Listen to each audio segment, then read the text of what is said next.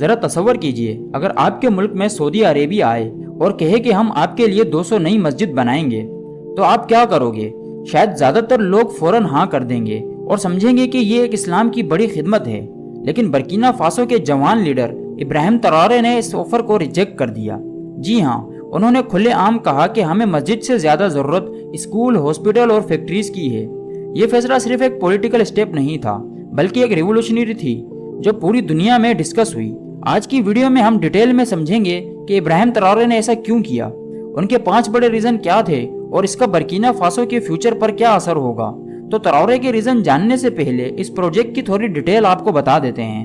دوستو، سعودی عربیہ نے Burkina Faso کو ایک میگا پروجیکٹ آفر کیا تھا 200 مساجد بنانے کا۔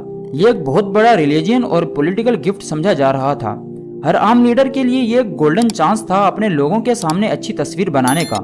لیکن ابراہیم تراورے نے، جو ابھی افریقہ کے سب سے جوان پریزیڈنٹ بنے ہیں، اس آفر کو ریجیکٹ کر دیا اور ان کے اس فیصلے نے پوری افریقہ اور اسلامک ورلڈ میں ایک نئی ڈیبیٹ چھیڑ دی۔ کیا مسجد بنانا غلط ہے؟ بالکل نہیں، مگر تراورے کا کہنا ہے کہ ان کے ملک کو اس وقت کچھ اور چیزوں کی زیادہ ضرورت ہے۔ تو آئیے اب چلتے ہیں ان ریزن کی طرف۔ تراورے کا سب سے پہلا پوائنٹ تھا کہ برکینا فاسو کے لوگوں کو مسجد سے زیادہ ضرورت ہے اسکول اور ہاسپٹل کی۔ آج ان کے ملک میں لاکھوں بچے اسکول تک نہیں جا پاتے اور چھوٹی چھوٹی بیماریوں کی وجہ سے لوگ مر جاتے ہیں۔ تراورے نے کہا کہ اسلام صرف نماز پڑھنے کا نام نہیں بلکہ علم حاصل کرنا بھی فرض ہے۔ اگر سعودی عربیہ یا کوئی اور ملک مدد کرنا چاہتا ہے تو وہ ہمیں ڈاکٹر، میڈیسن اور ٹیچر دینے میں مدد کرے۔ یہ چیزیں مسجد سے بھی زیادہ ضروری ہیں کیونکہ جب قوم ہیلتھی اور ایڈوکیٹڈ ہوگی تبھی اسلام کی اصل روح سمجھ پائے گی۔ دوسرا پوائنٹ فورن انٹرفیرنس کا تھا۔ ہر فورن ایڈ کے ساتھ ایک چھپی ہوئی کنڈیشن ہوتی ہے۔ اگر سعودی عربیہ 200 مسجد بناتا تو اس کا مطلب ہوتا کہ ان کا ریلیجن اور پولیٹیکل انفلوئنس برکینا فاسو میں بڑھ جاتا۔ ابراہیم تراورے نہیں چاہتے کہ ان کے ملک میں ایک اور فورن پاور کا پپٹ بن جائے۔ ان کا کہنا ہے ہم اپنا اسلام سمجھنا اور پریکٹس کرنے کی صلاحیت رکھتے ہیں، ہمیں کسی اور کی گائیڈنس یا کنٹرول کی ضرورت نہیں۔ یہ فیصلہ اصل میں ایک نو تھا فورن ڈیپینڈنسی کو۔ تیسرا ریزن اکانومی سے ریلیٹڈ ہے۔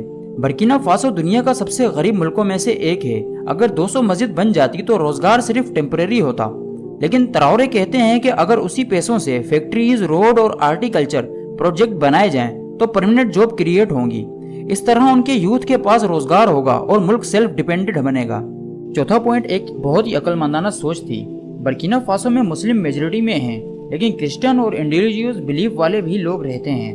اگر صرف مساجد بنائی جاتی تو کرسچن کمیونٹی میں یہ فیلنگ ہوتی کہ گورنمنٹ ان کو اگنور کر رہی ہے۔ یہ ریلیجنس ڈیوائیڈ کریٹ کرتا۔ تراورے کہتے ہیں کہ ابھی سب سے بڑی عبادت یونٹی اور ڈیولپمنٹ ہے۔ جب ہنگر اور پاورٹی ختم ہوگی تبھی ریلیجن کو عزت ملے گی۔ پانچواں پوائنٹ اسلام کی اصل ٹیچنگ تھی۔ تراورے نے کہا کہ اسلام صرف عمارات بنانے کا نام نہیں ہے، اسلام ایک لائف سٹائل ہے جس میں انصاف، ایجوکیشن، صحت اور انسان کی عزت شامل ہیں۔ اگر ہم صرف مساجد بناتے رہیں گے اور لوگ بھوک اور بیماری سے مرتے رہیں گے تو یہ اسلام کا اصل پیغام نہیں ہوگا۔ اس لیے ان کا فیصلہ تھا کہ مساجد سے پہلے ہاسپٹل اور اسکول بنائے چاہیے۔ تو یہ تھے وہ 5 ریزن جس کی وجہ سے تراورے نے یہ پروجیکٹ ریجیکٹ کیا تھا۔ اور برکینا فاسو کی کرنٹ سچویشن یہ ہے کہ آج بھی برکینا فاسو کے حالات بہت مشکل ہیں۔ سیکیورٹی کرائسس چل رہی ہیں، لوگ غریبی اور بے روزگاری کا شکار ہیں۔ ابراہیم تراورے نے ملٹری ٹیک اوور کرنے کے بعد ڈیولپمنٹ پروجیکٹ شروع کیے ہیں جیسے اسٹیڈیم، سیمنٹ فیکٹری اور ٹریکٹر ڈسٹریبیوشن، لیکن سب سے بڑا مسئلہ ابھی بھی ایجوکیشن اور ہیلتھ کیئر کا ہے۔ انہوں نے سعودی عرب کو مسجدیں ریجیکٹ کر کے یہ کلیئر میسیج دیا کہ ان کا فوکس انسانیت اور قوم کی پروگریس ہے۔ آج کی دنیا میں جب لیڈر اپنی کرسی بچانے کے لیے کمپرومائز کرتے ہیں، ابراہیم تراورے ایک ایسے لیڈر بن کر سامنے آئے جو اپنی عوام کو اصلی مسائل پہ بات کرتے ہیں۔ ابراہیم تراورے کا یہ فیصلہ شاید پہلی نظر میں عجیب لگے لیکن اصل میں یہ ایک ویژنری ڈیسیژن تھا۔ وہ کہتے ہیں کہ مسجد تبھی عزت پائے گی جب اس کے اندر پڑھنے والے لوگ ایڈوکیٹڈ، ہیلتھی اور سیلف ریلائنٹ ہوں گے۔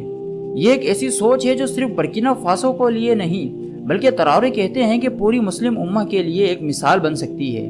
تو ہر انسان کی اپنی سوچ ہوتی ہے۔ آپ کو کیا لگتا ہے کہ ابراہیم تراورے نے یہ صحیح کیا کہ انہوں نے 200 مسجد کا آفر ریجیکٹ کیا؟